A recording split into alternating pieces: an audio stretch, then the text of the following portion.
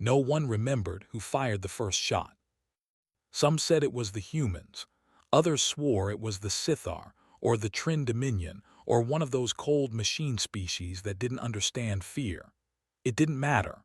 All anyone knew for sure was that when the smoke cleared over the planet of Vexus Prime, half the galaxy was gone. Whole continents had been turned into glass. Moons cracked open like eggs. Fleets, thousands of ships, were nothing but drifting bones of metal and silence. And at the center of it all were the humans. They had come to the stars late compared to most. The ancient races had laughed when humanity first arrived with their clumsy engines and crude metal ships. Barely out of your cradle, the Zelari Chancellor had said. Too emotional, too chaotic. You'll destroy yourselves before you ever learn the rules. But humans had a habit of breaking rules.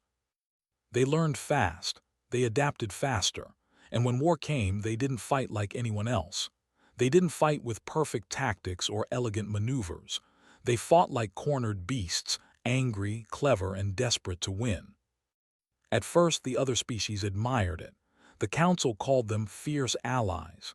They were the shock troops, the frontline fighters, the species you called when you needed something done fast and dirty. But admiration turned to fear when they saw what winning meant to humanity. On Vexus Prime, it began as a normal battle. The Sithar had taken the capital cities, forcing the coalition back to the poles. The Council ordered retreat. The humans ignored it. Instead, they dropped every nuclear weapon they had left.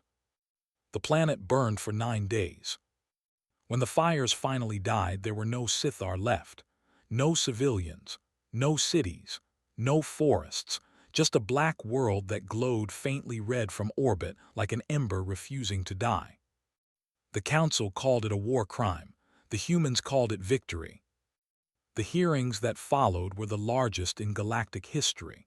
Every race sent ambassadors to witness the trial of humanity. The chamber was a great silver dome, floating above the capital world of the Council, bright and sterile, and full of accusation. The human representative stood alone in the center, an old soldier named Elias Mercer. His uniform was worn, his medals tarnished. His hands trembled, but his eyes did not. "You turned a planet into ash," hissed the Chancellor of the Zelari. "You wiped out 12 billion lives." Mercer didn't flinch. "We stopped the Sithar," he said quietly. "At what cost?" "At their cost," Mercer replied. The room fell silent. The Council debated for 7 days and nights. Some argued that humanity was necessary, too valuable to cast out. Others said that they were too dangerous, too unpredictable. One delegate from the Christine Union said it best. "They don't fear death," she whispered. "They dance with it." When the final vote came, it was nearly unanimous. 203 to 1. The decision was clear. Humanity is hereby banned from all future interstellar wars. Their fleets were dismantled, their weapons destroyed, their colonies demilitarized. The humans were ordered to return to their homeworld and stay there. The Council declared it a mercy. Humanity called it exile. The day the sentence was read, Earth skis filled with silent ships. Generals stood on their decks, watching as the Council's drones dismantled the old war machines, piece by piece, gun by gun. Captain Lyra Holtz, who had fought at Vexus, watched her ship, the Resolute Dawn, get torn apart in orbit. It was the last of its kind. She didn't speak as the light faded from its engines. She just whispered, "We won and they punished us for it." Down on Earth, the people didn't celebrate peace. They mourned. They buried their soldiers not as heroes, but as monsters the galaxy wished to forget. The children grew up hearing the stories, how their ancestors had been too fierce, too stubborn, too human. They learned to speak the words with shame. But not all of them felt ashamed. Some whispered that the Council had been afraid, that they hadn't banned humanity because of what humans did, but because of what they might do next.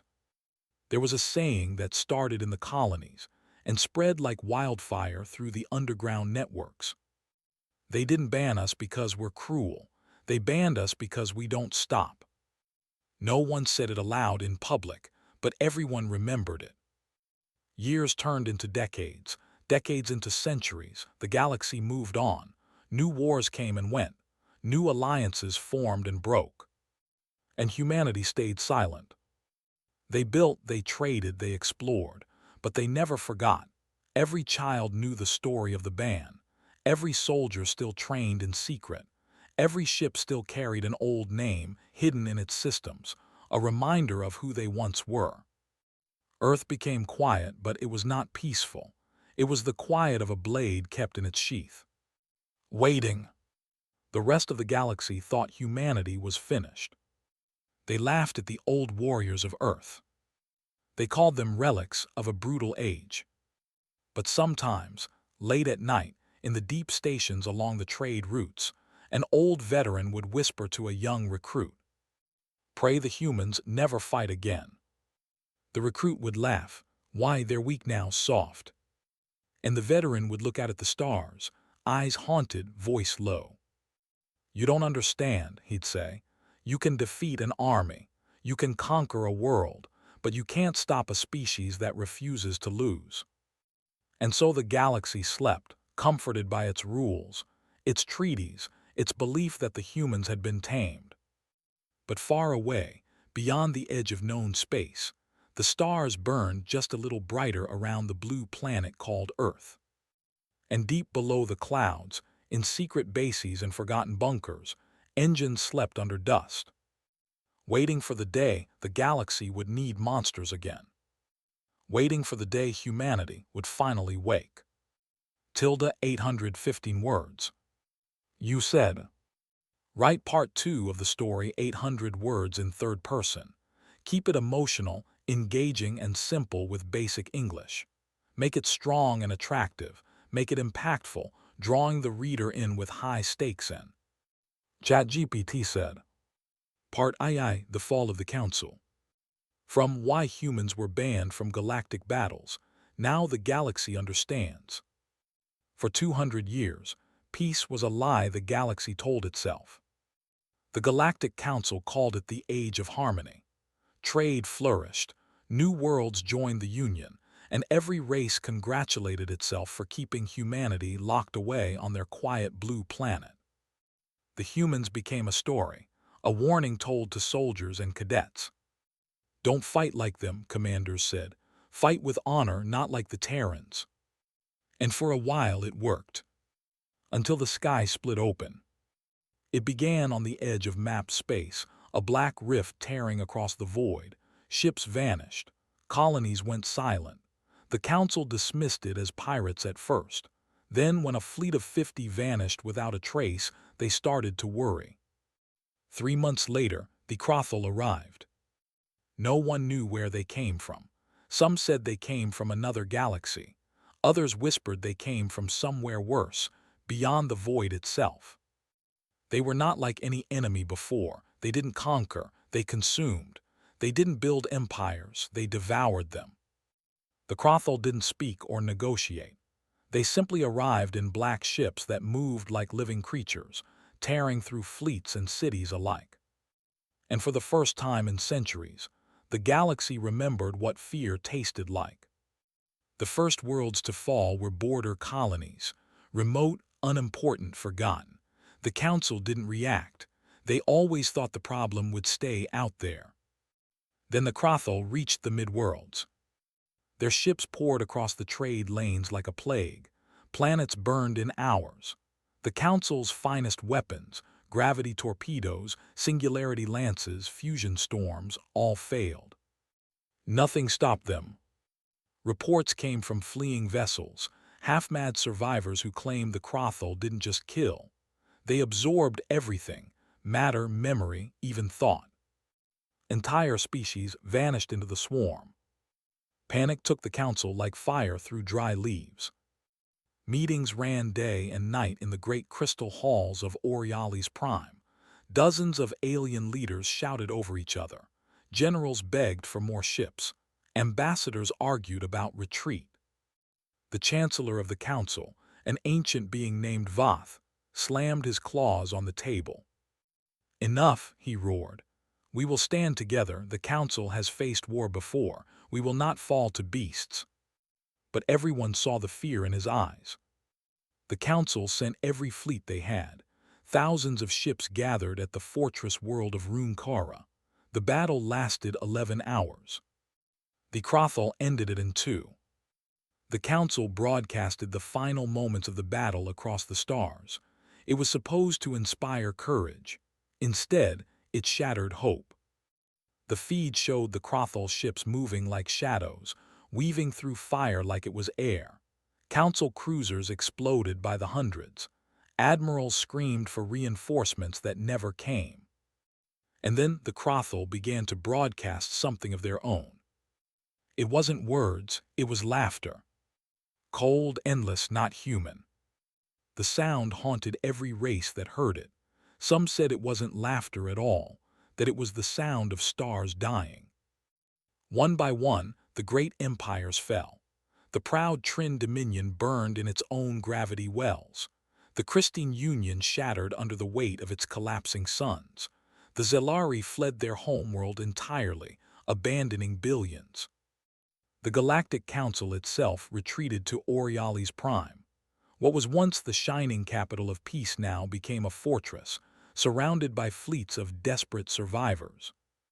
Inside the council chambers, the last meeting was chaos. "We cannot hold them off," shouted one general. "They are at the edge of the system." "We must negotiate," screamed another.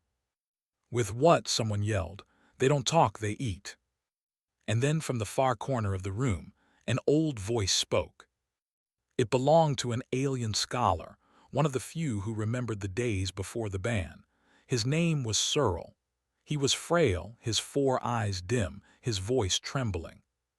"There was once a species that knew how to fight monsters," he whispered. The room went silent. Everyone knew what he meant. "No," hissed the Chancellor, "we will not bring them back." "They were made for war," Searle said softly, "and war has come." The Chancellor's claws shook.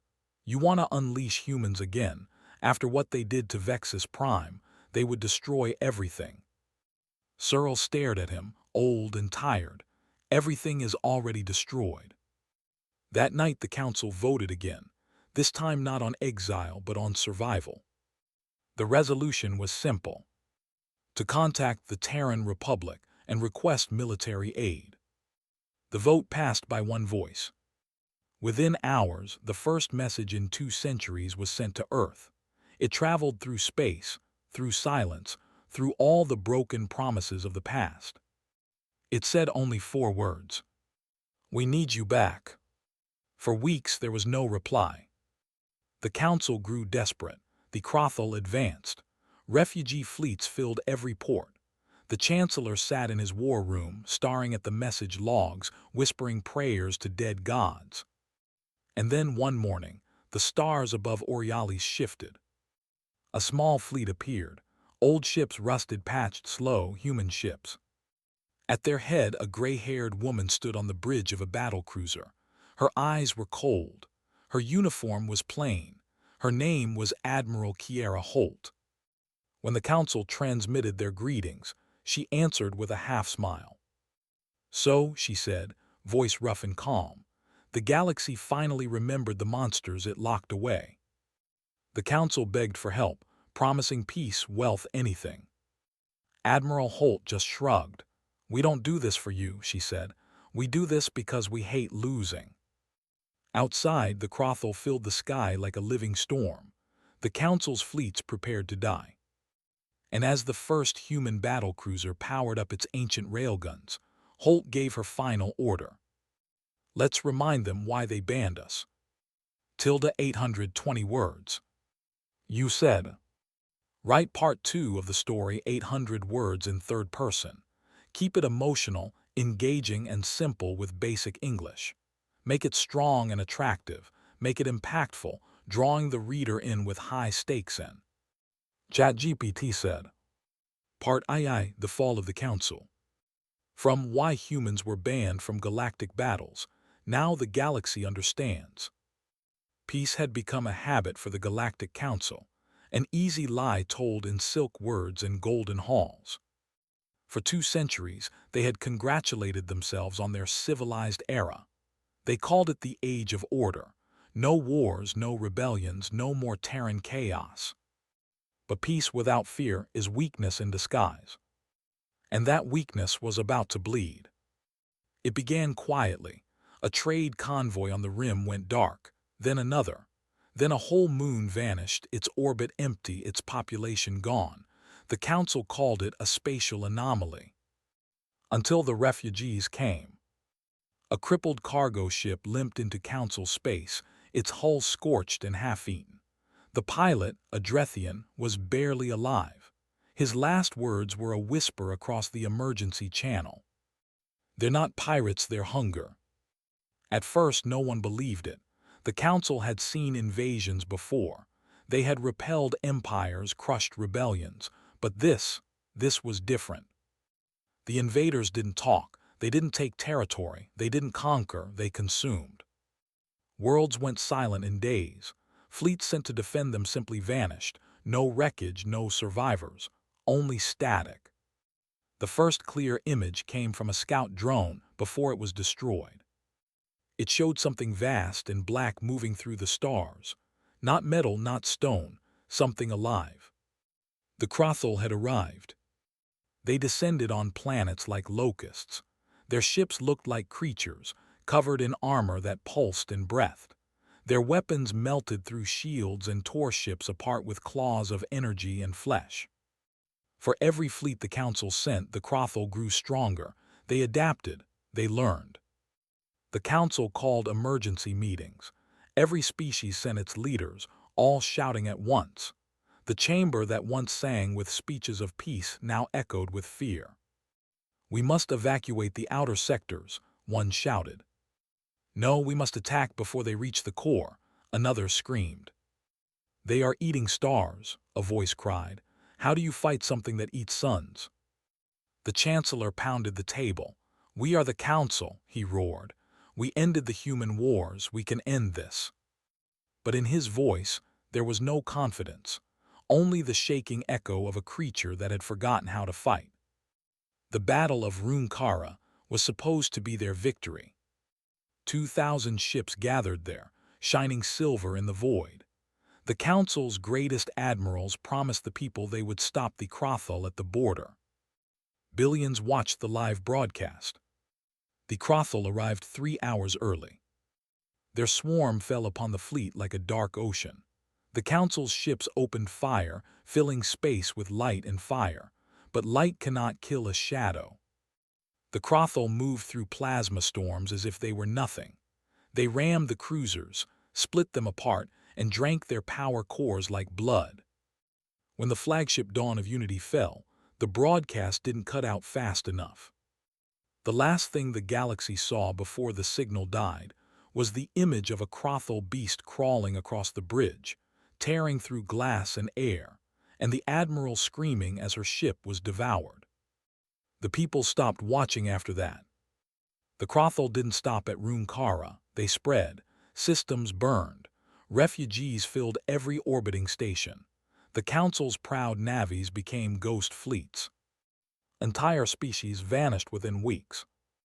The proud Zelari, who once mocked humanity for being savage, detonated their own suns rather than be taken. The Christine Union turned their fleets inward, sacrificing 1,000 ships to seal a wormhole that only slowed the Crothul for a day. And still, the Council refused to say the words that were now burning in every survivor's heart. Until the Chancellor's aide, a trembling young officer, whispered them in the dark. "Bring back the humans." The word spread like a virus. At first, the Council tried to suppress it. The Terrans were still banned, still exiled, still monsters.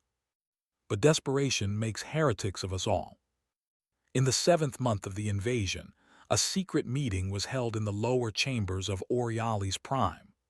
Old soldiers, forgotten historians, and what remained of the Council's intelligence network gathered there. At the center stood a small figure, Professor Searle, one of the last living witnesses of the Vexus Prime War. He spoke softly, but every word carried weight. They called humanity monsters, he said. They were right, but monsters are exactly what we need now. The debate that followed was chaos. They'll destroy us all. They're extinct. They'll never forgive us. But no one had a better answer. Finally, the Chancellor, old, trembling, afraid, spoke. If we call them back, he said slowly, we lose control of everything. Searle looked at him with pity. You've already lost control, he said. Now you're just waiting to die. That night the council voted again. Not in public, not on record, but in silence. Send a message to Earth. It was a simple transmission, carried on old human channels, ones no one had used in 200 years. It said only 4 words. We need your help. For 23 days, there was no reply. The Crothal reached the core systems. The skis of Orialis glowed red from burning worlds. And then silence. A voice, cold and clear, cut through the static. This is Admiral Kiera, Holt of the Terran Defense Command. The chamber fell still. The Chancellor leaned forward. You came, he whispered. The voice on the comm paused for a heartbeat.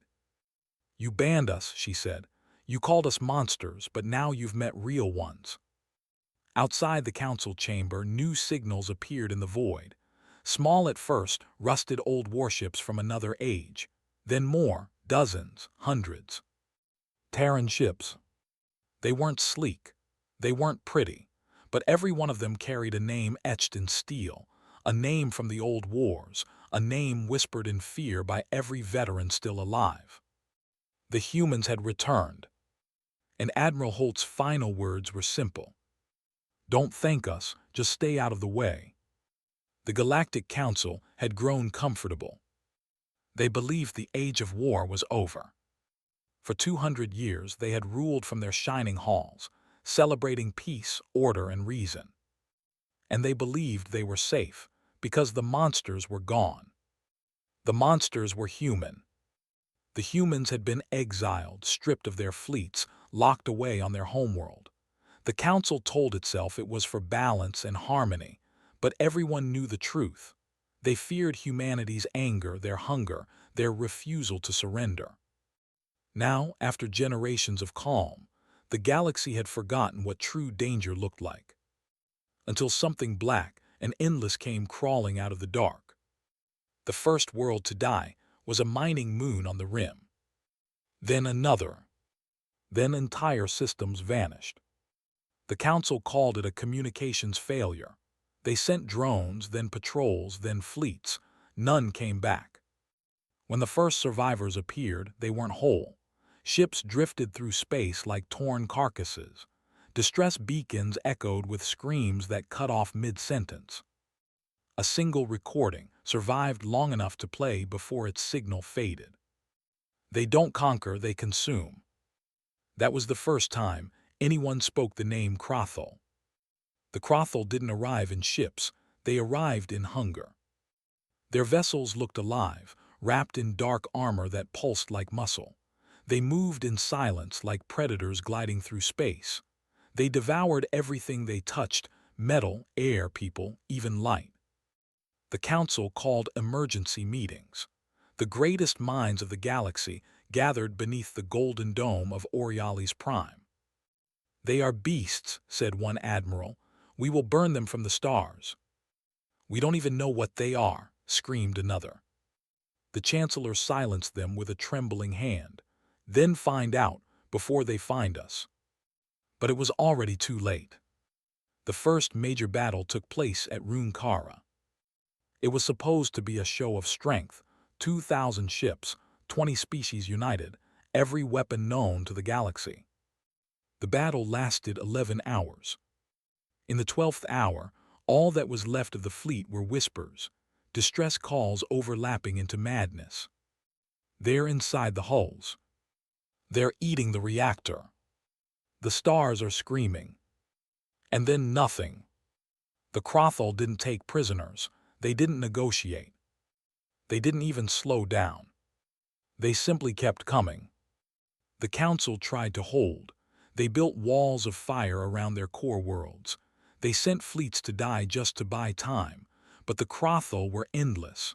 They adapted to every weapon, every defense.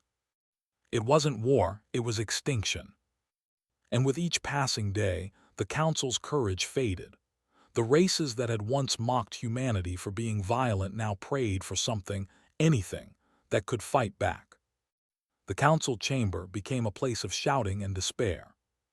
They cannot be reasoned with. We must abandon the outer sectors. We will die where we stand.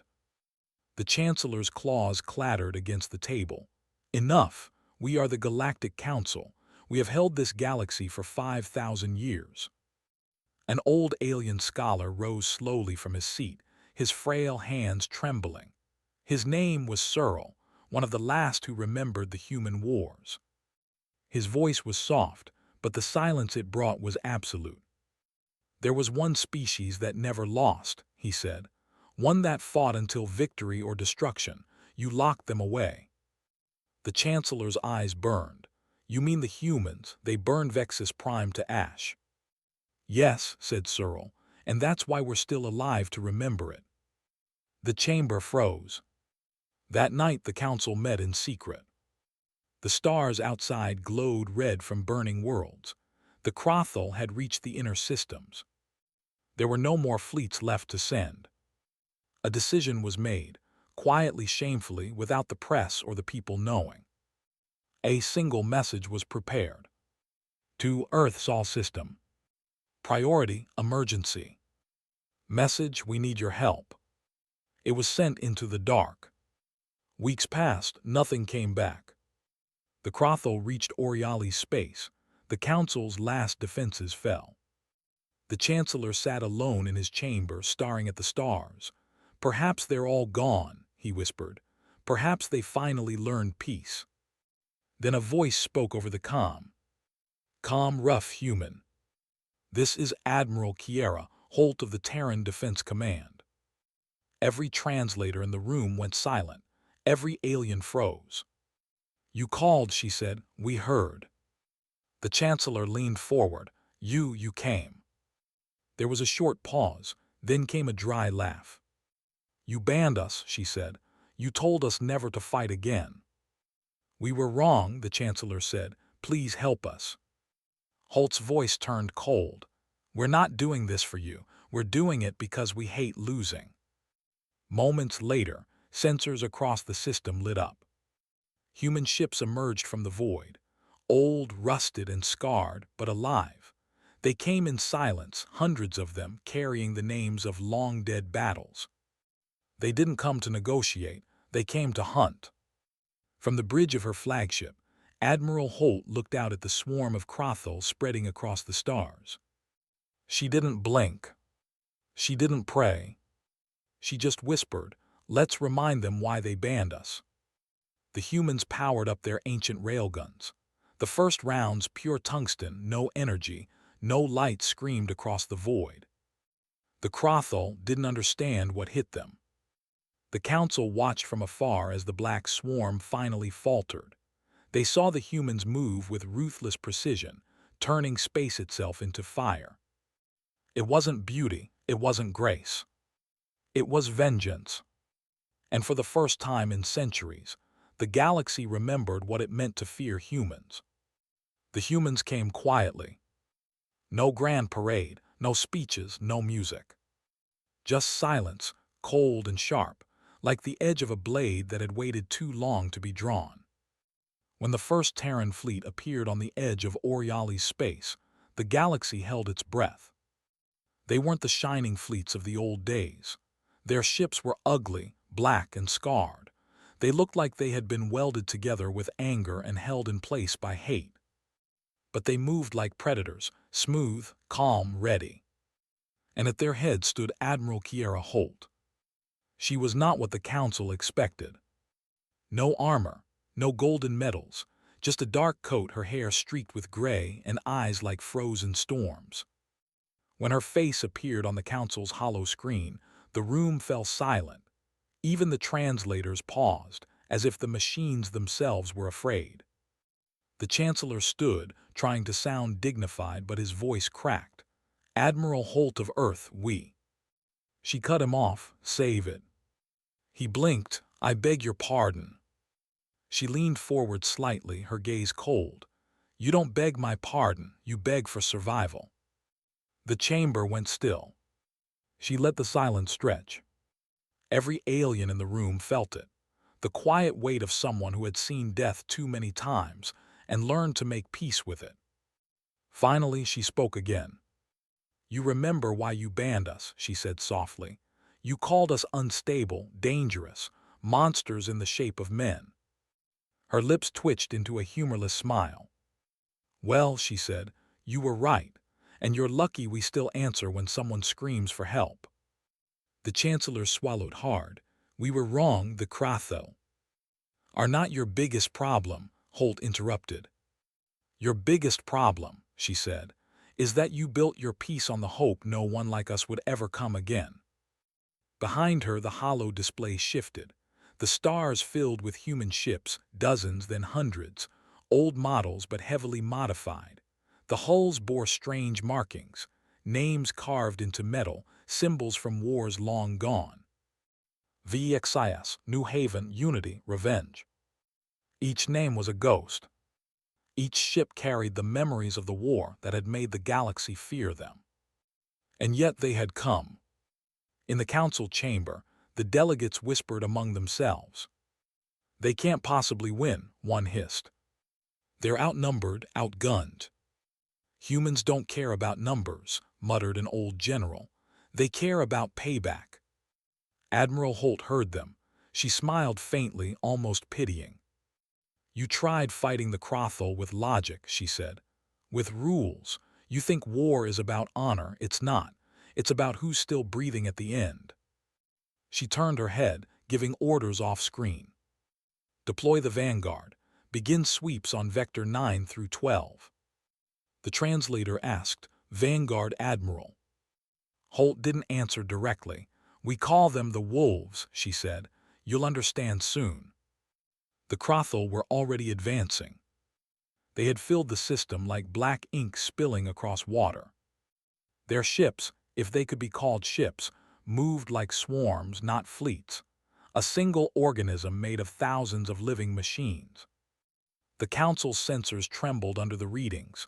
"There are millions," one technician whispered. "They're eating the wreckage of our satellites." Holt just nodded. "Good, let them feed, they'll choke soon enough." She gave one final glance toward the council. "Stay out of our way." Then she cut the connection. The human fleet began to move. It wasn't elegant. It wasn't organized like the alien formations. Humans didn't care for perfect geometry. Their ships moved in loose, jagged packs, like predators circling prey. They didn't open with lasers or plasma beams. Instead, they fired projectiles. Solid metal slugs, ancient, primitive weapons by galactic standards. The Krothal didn't even bother to shield against them. That was their first mistake. Each slug hit with the force of a meteor, punching through armor, tearing through flesh and alloy. The swarm shrieked across subspace, a sound felt in the bones more than heard. And the humans fired again, and again, and again. Every shot was a heartbeat, every explosion a pulse of life. In the war room of the council, the delegates watched in silence. Their screens filled with light, hundreds of Krothal vessels torn apart by kinetic fire. Their shields meant nothing. Their size meant nothing. It wasn't beautiful. It wasn't graceful. It was brutal, efficient, terrifying. "They're winning," someone whispered in disbelief. The Chancellor couldn't speak. He just stared wide-eyed as the humans carved through the invincible swarm like wolves through a herd of sheep. "They're not fighting for us," said the old scholar Searle. "They're fighting because someone dared to make them fight again." As the battle raged, Holt stood on the bridge of her flagship, eyes fixed on the burning void. "Report," she said. "Enemy numbers down 20%. We lost the Iron Dawn and Seraph too. Holt nodded. Recover survivors, load the next volley, keep pushing. Her second-in-command, a young officer named Reyes, hesitated. Ma'am, the council, they're broadcasting messages of gratitude. They're calling us heroes. Holt's jaw tightened. Heroes, she said quietly. No, we're what happens when heroes fail. Then she looked at the endless dark ahead. Tell the council they can keep their praise. We're not done yet. Hours later, the first Crothall ship fell silent, then a second, then 100. The swarm began to break apart, retreating into the shadows. But humans didn't let enemies retreat. They followed. And in the void, surrounded by the debris of their enemies, the human fleet kept firing, long after victory was certain. Because this wasn't just a battle. It was a message. The humans had returned. And the galaxy was remembering exactly why it had tried so hard to forget them. The humans did not march into battle, they descended. They came like a storm, cold, methodical, and unstoppable. The alien races of the Council had never seen war like this. To them, war was a dance of energy weapons and strategy boards, of clean kills and moral speeches. But for humans, war had never been clean. It had always been blood, fire, and survival. And survival was something they understood better than anyone. On the edge of the Oriali system, the Crothall swarm moved like a black tide. They blotted out the stars. The living ships twisted and screamed as they devoured debris and corpses, turning everything into fuel. The Council's last defensive line waited behind human ships, terrified, shaking, unsure whether they feared the Crothall more or the Terrans standing in front of them. Admiral Holt's fleet was quiet. The comm channels were cold. No songs, no speeches, just a single order that echoed across every ship. Fire at will. The first volley hit like thunder. The humans had rebuilt their weapons from the bones of the old wars, rail cannons, mass drivers, magnetic accelerators that hurled solid slugs at a fraction of light speed. There was no flash, no beam, no glowing plasma, just invisible death ripping through the void. To the Crothall, it was madness. Their shields were designed for energy, light, heat, radiation. They had no defense against kinetic hate. The first slug punched through 3 of their ships in one shot. The second tore a creature in half, spraying black blood into the stars. And then came the nukes. Human nuclear weapons were ancient things, dirty, brutal, and forbidden by every civilized race. But the humans had never cared about civilization when survival was on the line. From the fleet's underbelly, hundreds of warheads launched in perfect silence.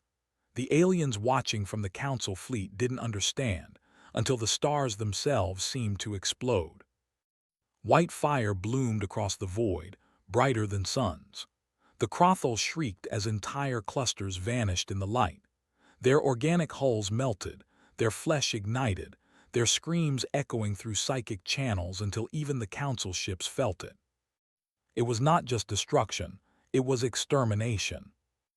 On the bridge of her ship, Resolute Dawn, Admiral Holt stood with her hands clasped behind her back, the explosions reflected in her eyes.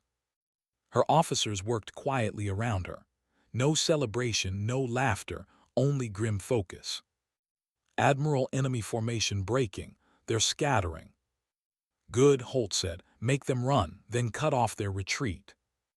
Her communications officer hesitated. Ma'am, the Council fleet requests permission to join the fight.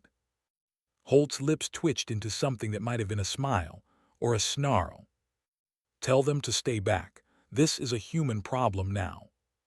The Crothall tried to adapt. They changed their shields, their weapons, their movement patterns. They fired waves of plasma and organic missiles that screamed as they flew. The humans didn't dodge, they didn't retreat, they simply endured. When one ship fell, 2 more took its place. When a cruiser broke in half, its remaining cannons kept firing until the power core went cold. Every battle report said the same thing. The Terrans do not stop. Even when their ships were on fire, even when half the crew was gone, they fought like demons refusing to die. The council watched from afar, horrified and mesmerized. "They're insane," whispered one ambassador. "No," said the old scholar Searle, "they're human." And as the humans tore through the Crothal, even the Chancellor began to understand why the galaxy had feared them. It wasn't their weapons. It wasn't their strength. It was that they enjoyed the fight.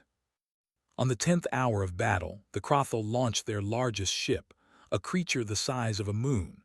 It pulsed with energy, its tendrils glowing with power drawn from consumed stars. The Council fleet began to retreat. Even the bravest captains wanted no part of it. But the humans didn't move. "Target the core," Holt ordered. "Admiral," her weapons officer said softly, "our slugs can't pierce that thing. Its armor is too thick." Holt's eyes narrowed. "Then we get closer." Her ship dove forward, engines screaming, tearing through clouds of fire and debris. The crew clung to their stations, saying nothing. They knew better than to argue. The resolute dawn closed the distance, weaving between the monster's tendrils. Holt stood firm, her voice steady. "Ready the rail." "Ma'am, the hull won't survive the recoil." "Neither will they," she said. "Fire." The cannon fired with a soundless roar, sending a tungsten rod the size of a shuttle straight into the beast's glowing heart. The impact was like a god's fist. The Crothal ship convulsed, every nerve and muscle spasming. For a moment, space itself seemed to ripple. Then it exploded, so bright it turned night into day across half the system.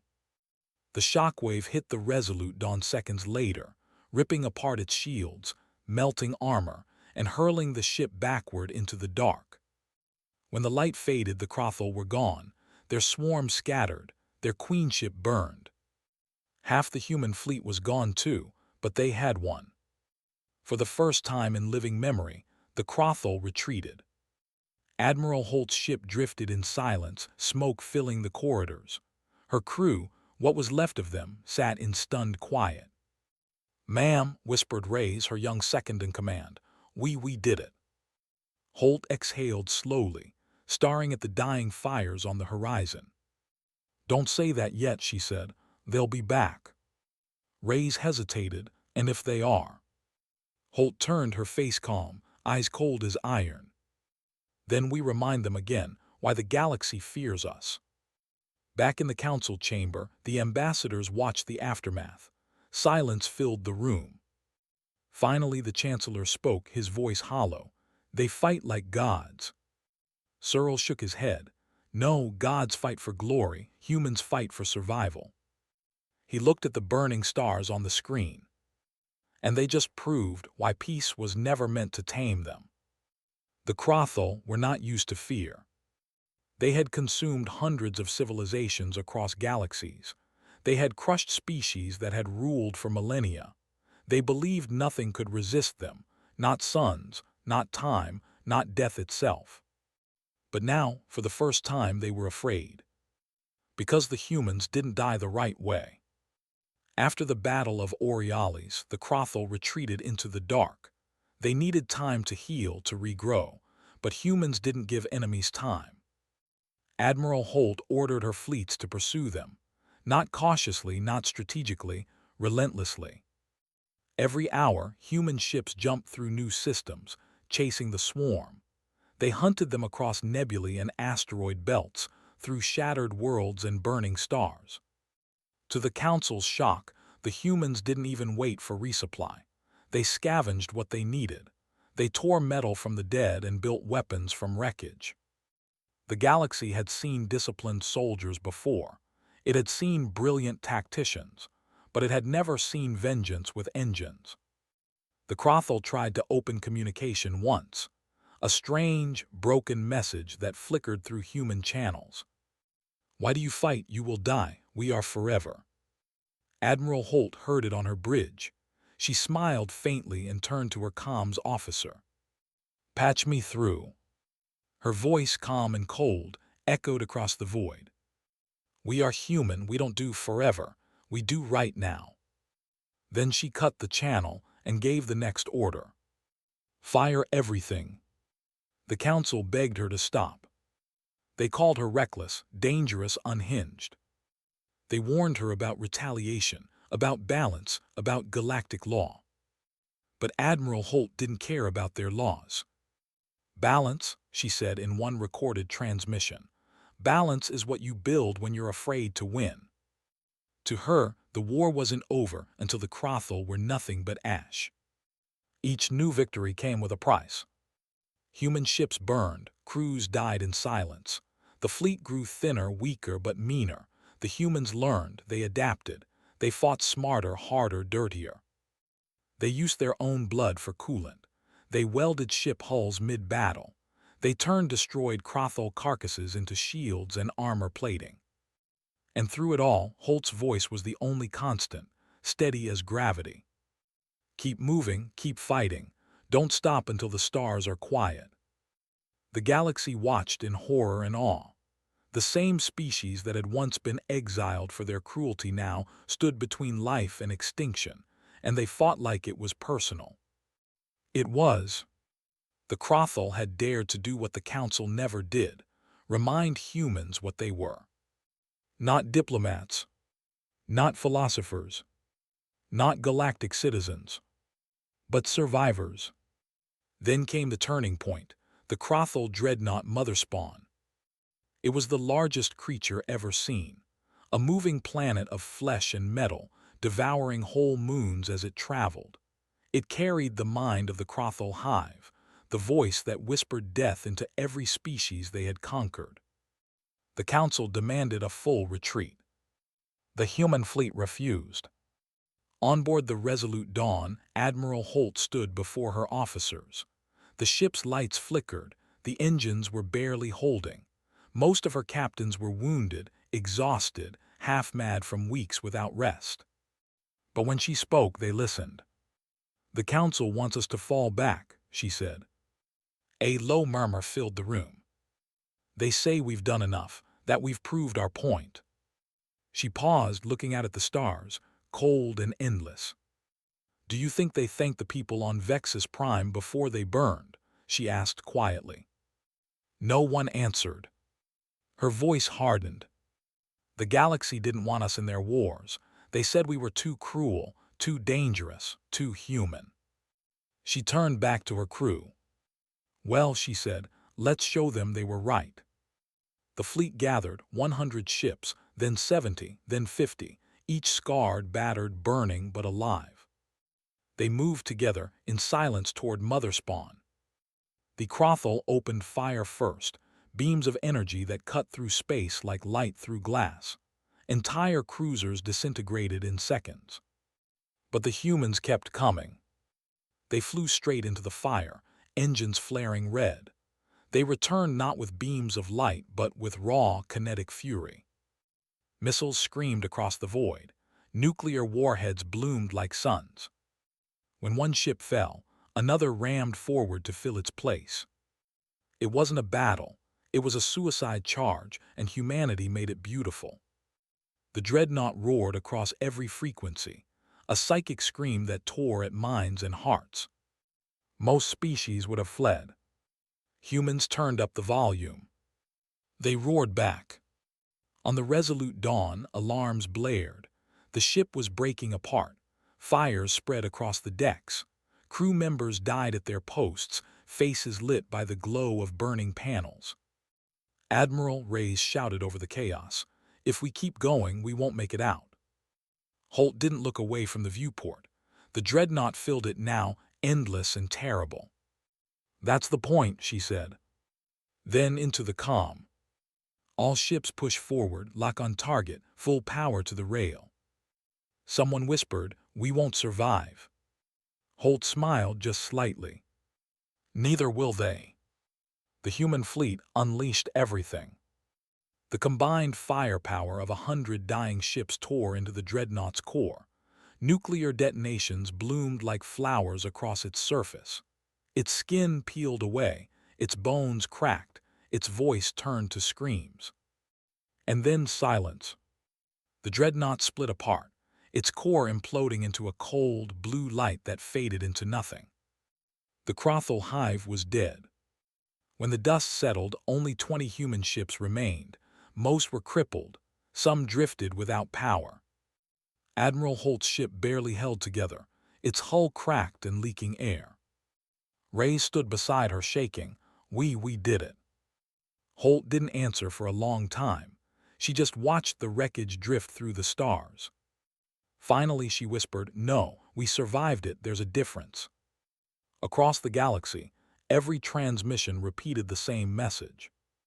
"The humans have won. The Crothal are gone." The council celebrated. Worlds cheered. But in every corner of the galaxy, a quiet dread took root. Because the humans hadn't saved them out of kindness. They had saved them out of defiance. And as Admiral Holt stared at the burning remains of the enemy, she said the words that would echo for generations. "You can't stop death. You can only teach it to fear you." The war was over. Or so the galaxy told itself. The Crothal were gone, burned, shattered, erased from the stars by human hands. Entire systems lay in ruins, blackened husks drifting in the dark. And in the center of it all, the human fleet floated in silence. No cheering. No celebration. Only the sound of damaged engines and the slow whisper of death in the cold. Admiral Kiera Holt stood on the bridge of the Resolute Dawn, staring out at the wreckage. Her ship was dying. The air was thin, the lights dim, the walls cracked and leaking radiation. But she didn't move. She didn't blink. In front of her, the shattered remains of the Crothal hive glowed faintly blue, a dying ember of something that had once devoured galaxies. Her second-in-command, Ray's, limped to her side, his uniform torn and burned. "Ma'am," he said softly, "the council is broadcasting. They want to speak to you." Holt didn't turn. "Of course they do," she murmured. "They always show up when it's safe again." The screen flickered to life. The council chamber appeared, full of trembling faces. "Admiral Holt," said the Chancellor, his voice shaking, You saved us. The galaxy owes humanity everything." Holt tilted her head. "Does it?" "You defeated the Crothal," the Chancellor continued quickly. "You did what no other species could. You have our eternal gratitude." For a moment she said nothing. Then she laughed, a low, tired sound. "Gratitude," she said.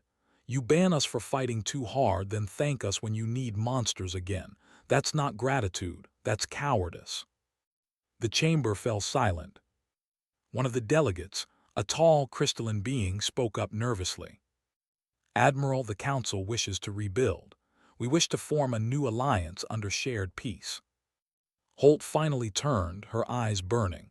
"Peace," she repeated. "Peace died the moment you let the Crothal eat half the galaxy before you asked for help." The delegate flinched. "You call yourselves civilized," she continued. "But when death came, you hid behind your walls and your words. Humans may be brutal, but at least we fight." The Chancellor's voice cracked.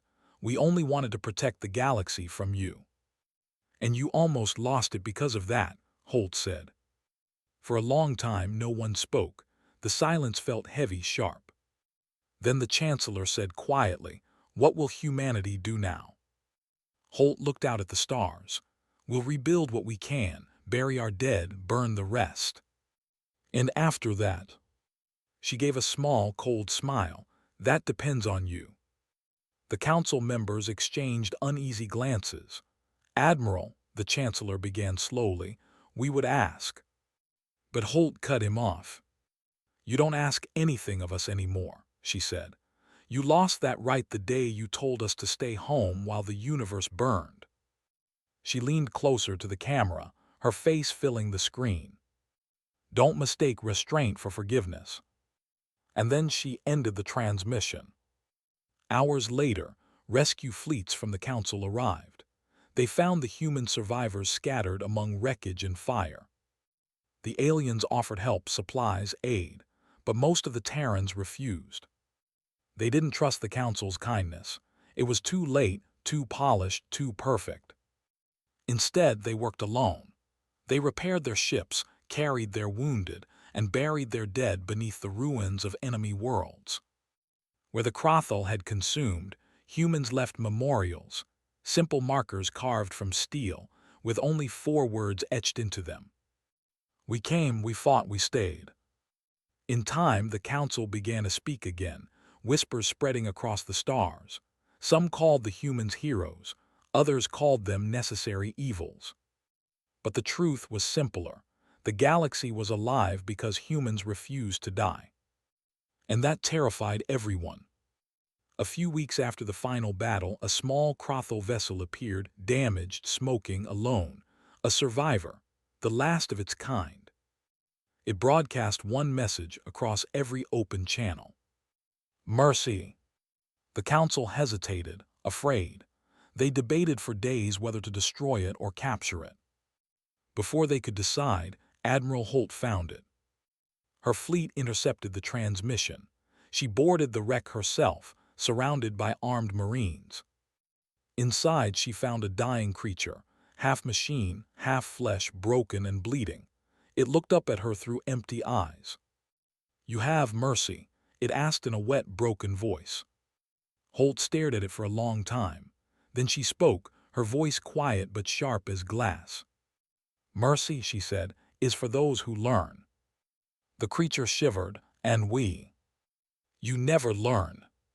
She turned and walked away, leaving the Crothal to die in the silence of its own ship. Back on the Resolute Dawn, Reyes found her standing at the viewport again. "Did it beg, ma'am?" he asked. "Yes," she said. "What did you tell it?"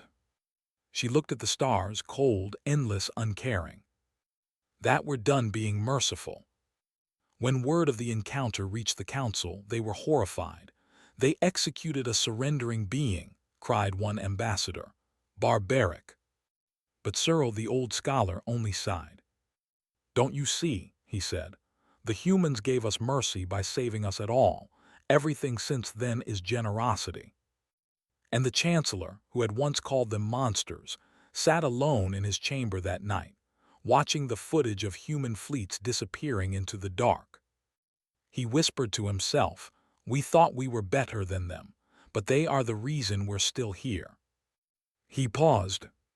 Then, with a shudder, he added, "And they're the reason we'll never sleep easily again." Out there, beyond the edges of the galaxy, humanity drifted through the stars once more. Not conquerors, not heroes, not saviors. Just survivors. They didn't fight for peace anymore. They didn't fight for glory. They fought to remind the universe of one simple truth. Mercy was a luxury, and humans had earned the right to decide who deserved it. The war had ended, but peace did not return. The galaxy was quiet, too quiet. The Crothal were gone, their empire of hunger erased, but in the silence that followed, the stars seemed smaller, colder, afraid. Everyone had survived because of the humans. And that was the problem. Across the Council worlds, people whispered. They whispered about the Terrans, the monsters who fought death itself and won, the saviors who burned half a galaxy to do it, the species that turned extinction into revenge. Some called them heroes. Most called them warnings, because no one could forget what they had seen. Human fleets moving through fire like ghosts, killing gods and smiling while they did it. It was the kind of victory that didn't feel like one. In the golden chamber of the Galactic Council, the leaders gathered one final time. The air was thick with tension and guilt. "We cannot allow this to continue," the Chancellor said, his claws trembling slightly.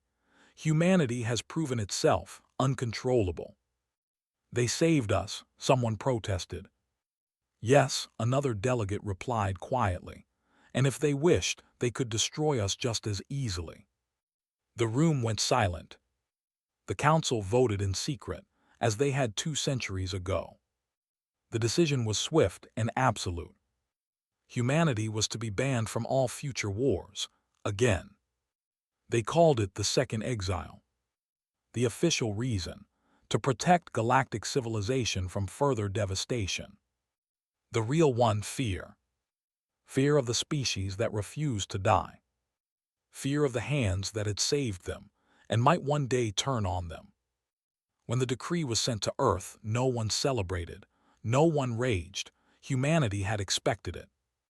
Admiral Holt stood on the balcony of a rebuilt orbital station, watching the Council fleet drift away in silence. Beside her, Ray spoke softly, "They're afraid of us." Holt nodded, "They should be."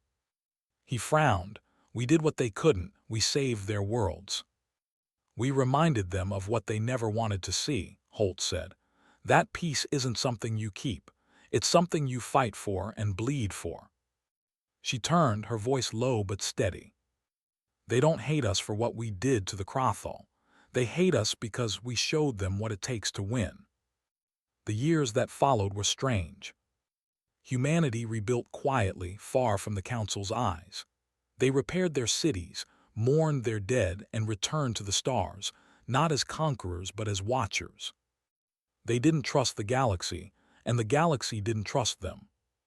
But they didn't need trust, they had something stronger. They had memory. Every child born after the war grew up hearing the same stories. Not of glory, not of power, but of fire and loss, of how humanity had been called monsters and proved it was true, of how they'd saved everyone only to be cast aside once more. But they didn't grow bitter. They grew patient. Humanity had learned something the rest of the galaxy never would. Peace was temporary, strength was forever. And yet, deep in the darkness, the stars began to whisper again. The Crothall were gone, but the void was never empty for long. New dangers stirred in the black old empires rebuilding, new species rising. The universe was hungry as it always was. And still the humans waited. They didn't seek revenge, they didn't demand gratitude, they simply watched, listened, prepared.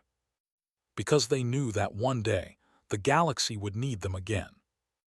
And that when that day came, the Council would send another desperate message: "We need your help." But not all lessons are learned twice. One evening, decades later, the old Admiral Holt stood before the monument at Vexus Prime, the planet where it had all begun. The world was still dead, still blackened from the fires of the first ban, a scar that never healed. She stood alone among the ruins, wind whispering through the ashes. Rays had long since passed, the old fleets were gone, but humanity endured, spread across 1,000 stars. She looked up at the night sky, the same sky that had once burned red with battle. A faint smile touched her lips. "They'll call us monsters again someday," she murmured. "They always do." She placed her hand on the monument, cold metal carved with 3 simple words: "Never again forgotten." Then she turned and walked away, leaving footprints in the dust that would never fade. Far above, in the chambers of the Council, a young diplomat asked the Chancellor a question that silenced the room. "Why did we ban them again, sir? They saved us." The Chancellor stared out at the stars for a long time before answering. "Because," he said softly, "we finally understood." He looked down at his trembling hands. "Humans don't just fight wars," he whispered, "they become them." And so the galaxy carried on, grateful, peaceful, terrified. Whenever a planet looked up and saw a Terran ship in the distance, it felt both safe and afraid, because everyone knew. If the humans were watching, something was coming. Something terrible. Something only they could stop. Generations passed. The Council's records of the war faded into legend. But out beyond the rim, on the farthest edge of space, the descendants of the Terran fleet kept their watch. Their ships bore no flags, no crests, no promises. Only a single phrase, painted in white on every hull: "We were banned for a reason." And when the next shadow stirred in the void, when new monsters began to rise, the galaxy would remember what it meant to send a message to Earth. because the last time they did, the humans had answered. And the stars had burned,